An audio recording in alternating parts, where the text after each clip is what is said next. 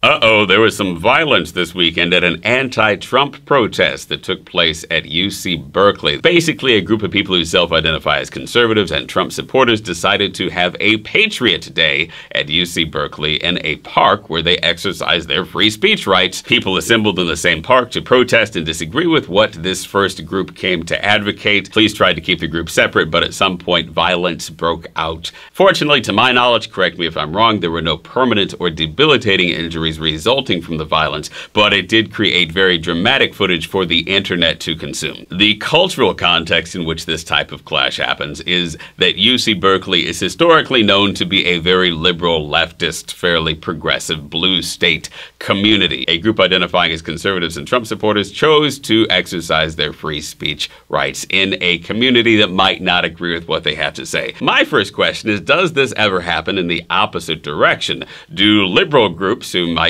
support gay marriage or liberal immigration policy or whatnot, decide to go protest at Brigham Young University or Bob Jones University or in a community that might have a value inclination that is different than what they are advocating? Because it seems like a lot of the news stories as it relates to protester violence and crowd violence at universities often seem to center around conservative groups expressing their ideas and their free speech rights at quote-unquote liberal communities. And so I just wonder, does this happen the other way? Liberal groups seeking to exercise free speech rights in predominantly conservative communities? And if it does happen, why isn't it in the news as much? And in this particular case, each side is going to accuse the other of throwing the first punch. And there is ample footage on the internet of people being violent on each side. So it's kind of hard as an outside observer for me to make a determination in that regard. But I think it is a fair statement at the very least to say that there are agitators on each side. My second question is more basic, and that is, if there is any place where these two sides, conservative Trump supporters who identify themselves as having patriot rallies, and liberal people who identify themselves as anti-fascist and call the Trump supporters white supremacist and bigoted and what have you, if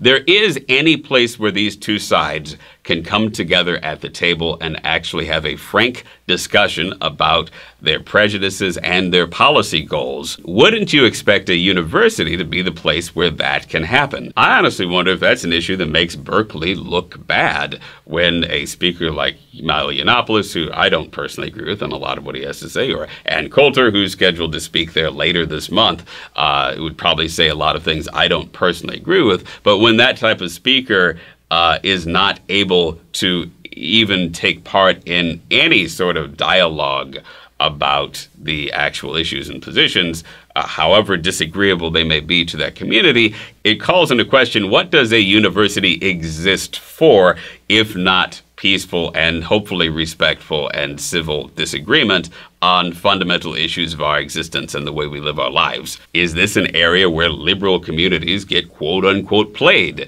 where conservative speakers and groups come to advocate their ideas or at least try to have an expression of their ideas, and the conversation gets shut down? No, Ben Shapiro, you can't give a speech here. No, Milo, no, whoever, whatever can insert conservative figurehead. This is not a place that accepts free speech in that regard, and I understand that some people feel that speech is bigoted, it's racist, it's fascist, whatever you want to call it, but if it is those things, should it at least be able to be aired in a forum where you can, hey, point out that it is that, and that that's why it is wrong, and that's why it is incorrect? And wouldn't a university be the place for that to happen? My third point is really a question about political strategy. If I happened to be a member of a community like Berkeley, which I am not, and outsiders who have a very different set of values and a very different set of advocacy than the dominant values in my community come to try to exercise their free speech rights, is peaceful protest the best strategy to help me actually achieve my policy goals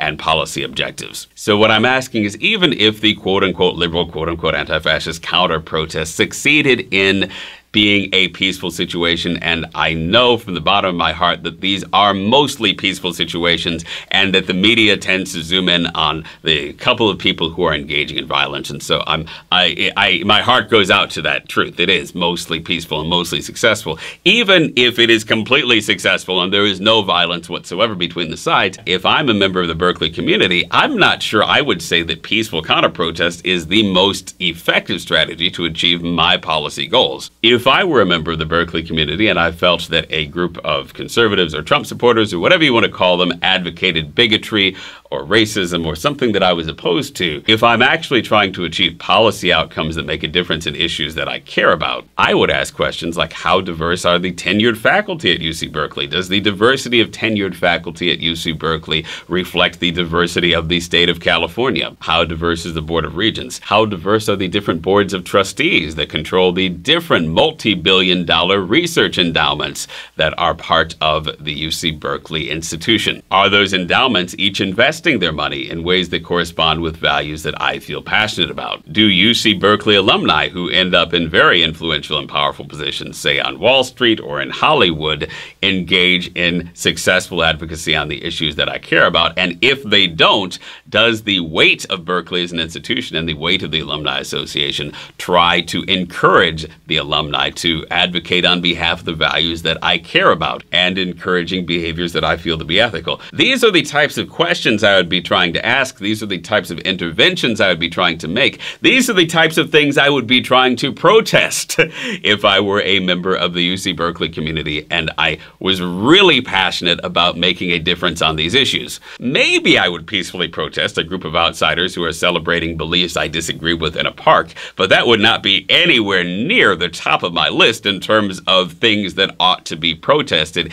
institutional and structural problems that ought to be brought into the light in an institution like UC Berkeley. So I'm a little bit puzzled that the main occasion to protest alleged fascism, white supremacy, bigotry, etc., in a community like UC Berkeley seems to be when these conservative groups or speakers come and exercise their free speech rights. And it gets me scratching my head from a strategic standpoint, thinking maybe it's not sexy to protest the way endowments are invested or the way alumni behave or any of the more institutional minutia, but from actually achieving my policy goals, it might make sense to ask those questions and protest those things every day, as opposed to waiting for someone else to come from the outside to initiate this pent-up passion that I have about these positions. That's my take on the UC Berkeley protests. Am I right? Am I completely wrong? Let me know in the YouTube comments. I hope you all have a fantastic day, and I'll see you soon.